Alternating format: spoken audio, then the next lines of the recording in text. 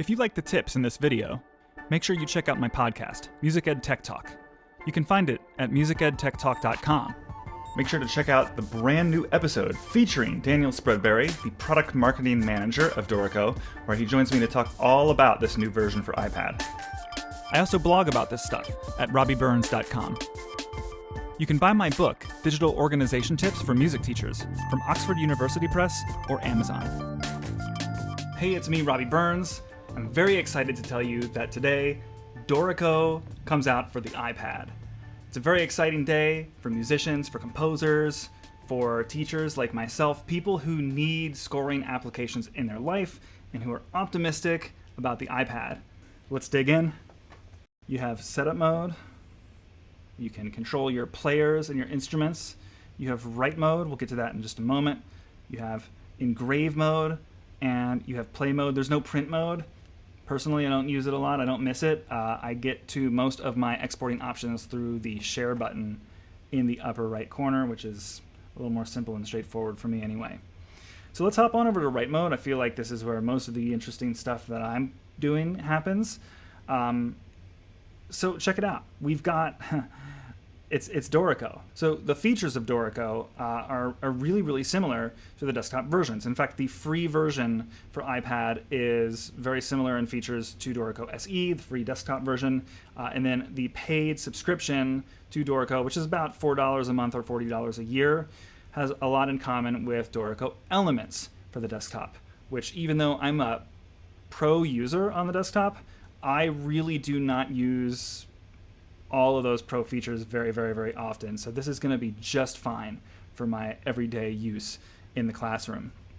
All right, so as you can see here, we've got a lot of very, very familiar pieces of user interface, things you're going to recognize if you've used it before. We have some new touch input methods that we're going to get to. Now, I want to talk about this because this is super awesome. We have a lot of the same setting screens that are on the desktop version. Check this out, the notation options. Does this look familiar? This looks just like the desktop version to me. Tons of customization, just like to your heart's content. You can do so much with this. That's the notation options. The layout options, similar. Look at all these choices that you have about layout. And then this made me scream inside, is that in the preferences, you actually have a completely customizable key command system. So let's look at something like really specific, like decrease dynamic intensity. Let's say that that's something that for whatever reason you're doing a score and you just need to like do that a lot when you're inputting notes.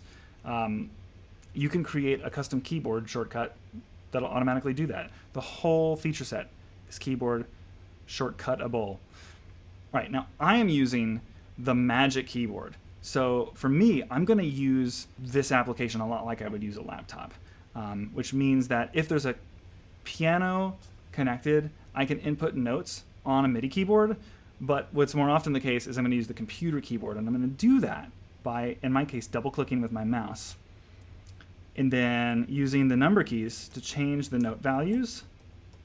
This is 3, 4, 5, 6, 7, and 8, and then typing in the letters that I want. So let's do some editing here. Let's see.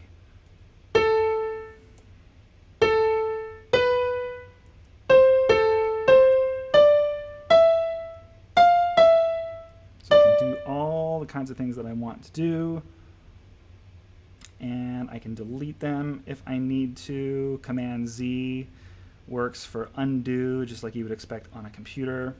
Again, we've got some touch related controls in the top toolbar here. For example, we've got some arrow keys that help us to move around. We've got a delete key built into the toolbar, copy, paste, cut.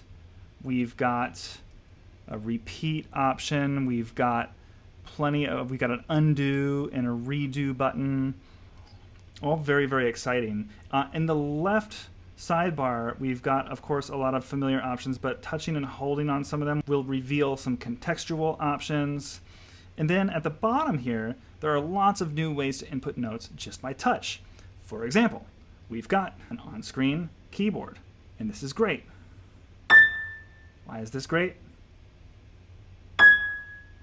because you can just tap right on the keys that you want. If you are using a fretted instrument, I'm going to go hit Command 1, which takes me directly to setup, and then I'm going to hit Shift P to create a new player. I'm going to create a guitar. Now check this out. I'm doing this all from the computer keyboard because I'm using a Magic keyboard. I'm going to add an instrument, go back to write mode, Command 2, double tap to input notes, and then let's just go ahead and move with my finger here the keyboard to a lower register. And I can of course use the guitar fretboard if I want to. That works super well for me. And there's also a built-in mixer that shows up right in the same spot. It's nice to be able to just get it without going straight up into play mode. Now, there's also a drum pad, so if you're doing some drums, you can get excited because it's just a lot easier to use. I always am like typing the letters on the keyboard and forgetting which ones correspond to which drums, so I'm pretty excited about this feature. It's going to make things a lot easier for me because I do input a lot of drums. I'm a percussionist. You can, of course, record all of these different touch input methods in real time. Now, this is called the key editor, and I think that this is super interesting. This is something that is new to this version and that, you know, I would love to eventually see on the desktop version, because what it does is it shows kind of like a piano roll version, almost like you're in a digital audio workstation. So people who are really familiar with DAWs are going to love this, because what you can actually do is take the notes and you can change them just by simply dragging them. Now you have to toggle this link button first. There you go. And you can actually opt to the notes in your score being able to, you can move them like up and down, or you can move them left and right depending on how you have it set. So let me select a note right here. I can just drag it up and down, which is really great. If I want to, I can move it to a different place altogether and change a rhythm. And there are times where this is really intuitive to do with touch. There are times, honestly, where this is just really intuitive to do in general, and it makes great use of the direct touch input that's in the application. Let's talk a little bit about a touch gesture that is really handy. I'm going to take my finger, touch, and then drag to select a bunch of music here, and then using the same dynamics popover, I'm going to hold Shift D and then type exactly the dynamics that I want to happen. And then as you can see there, Dorico adds those right in. I can do things like change the key of the music. So if I want this to be in the key A flat, I can just type in 4 flats. That'll change.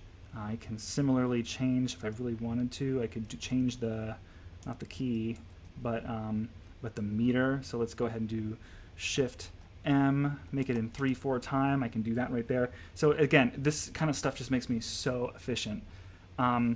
I cannot use my Apple Pencil for any kind of handwriting features. So this is not like Staff Pad, or if you've used, like, this feature is in Notion and has been for a little bit of a time now. I wasn't expecting it to be there. It's the same code base as the desktop version. Let's talk a little bit about the Magic Keyboard. So I'm telling you all this cool stuff that the keys of the keyboard can do. Unfortunately, the trackpad is not responsive in the way that other third-party apps are. Let me show you what I mean by this. If I go to Pages and I open up a document, I can, with 2 fingers, scroll around that document up and down and expect it to move. I can also pinch with 2 fingers to zoom in and zoom out, and this just makes it really smooth. It makes me feel like I'm directly manipulating the screen even though I'm touching the trackpad. Now contrast this to Dorico. I can zoom in and out with 2 fingers. It's a little jittery. But what I can't do is swipe around the score with 2 fingers. This is something I'd be able to do on the desktop version. Now, because the Magic Trackpad simulates a finger, I can click somewhere on the score, and oops, if I can't hold for too long before moving my finger, or else the selection square will show up. I don't know what they're calling that. But if I do click and then quickly drag, I can move around the score. It's just, you know, it doesn't feel quite as natural as the desktop version. While I'm nitpicking some iOS-specific things, you cannot use split view with this application. So you can put a tiny little window on the screen in what's called slide over, where you can kind of just slide an app on and off, but then it's a tiny little iPhone-sized window, and it covers up part of your Dorico score. So if you contrast this with another work-based app, for example, let me bring Pages up here, I can actually take a document from another app, and I can actually have them permanently fixed to both sides of the screen, which is great because then I can see everything. One of my favorite things to do is actually to put Fourscore on half of the screen and reference something when I'm composing. When two apps are side by side, they're effectively acting like small portrait mode apps, and Dorico does support portrait mode, so it doesn't seem out of the question that they could add this feature one day. Speaking of portrait mode, there is a reader mode where you can put your score into a portrait mode and just simply read off of it without all of the user interface elements of the program on screen at the same time. Sometimes you're not going to have a keyboard attached, and you're going to want to be able to do some tiny little note editing features that usually do use things like the arrow keys, only you're going to want to be using a finger. So there's this nice little floating toolbar here that is able to do common actions like shift things over a 16th note, or move notes up and down, add some accidentals to them. And this thing is nice because you can kind of move it wherever is comfortable for your finger. If the iPad is not docked to a keyboard, you have some popovers that you can initiate without actually holding the shift key and pressing the shortcut. For example, I can type, if I want to change my key signature, or in this case my time signature, back to 4-4, I can tap the little time signature icon, type 4-4 right onto the screen, and then change that back. Now, I know that the elephant in the room here is that there are a couple score apps on the iPad that allow you to actually handwrite notation with the Apple Pencil and then watch it magically turn into professional looking notation right before your eyes. I like a lot of these apps. I use a couple of these apps, and I really, really enjoy them. I definitely think there's a future for this kind of input, but I wanted to put it to the test and be really fair to Dorico. So what I did was I took about 10 different excerpts from my own music teaching library, things that I would actually be interacting with, maybe like reconstructing a bass clarinet part to something in my band classroom, or making a scale exercise out of a short melody that one of my percussion students is playing. And I took about 10 excerpts ranging from, anywhere from 8 to 16 measures, and I timed myself inputting them by pencil into these kinds of notation engine apps, and then in Dorico using the computer keyboard. And Dorico was twice as fast in every instance. So while I like the feeling of writing with a pencil, I think it's a little bit of a grocery store checkout line mentality where it's like you're feeling like more fluid and active, and therefore the passing of time seems like it's moving faster, but the actual reality is that a professional bagging your groceries is way faster than you doing it. I'm curious to see how those apps challenge the market, but for me, Dorico, for the same reasons on the desktop, that I'm super efficient with it, I am equally efficient on the iPad. So just a couple of little iOS things that I'd love for them to adopt, which were mentioned, but otherwise I think this is a great app. You should absolutely be using it. Check it out today on the App Store. I hope that this was helpful to you.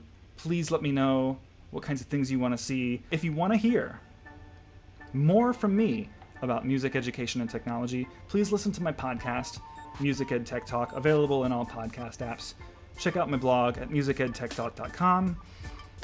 And of course, support me on Patreon, patreon.com/musicedtechtalk. Looking forward to connecting with you. Subscribe to this YouTube channel, and see you next time. If you like the tips in this video, make sure you check out my podcast, Music Ed Tech Talk. You can find it at musicedtechtalk.com. I also blog about this stuff at robbieburns.com. You can buy my book, Digital Organization Tips for Music Teachers, from Oxford University Press or Amazon.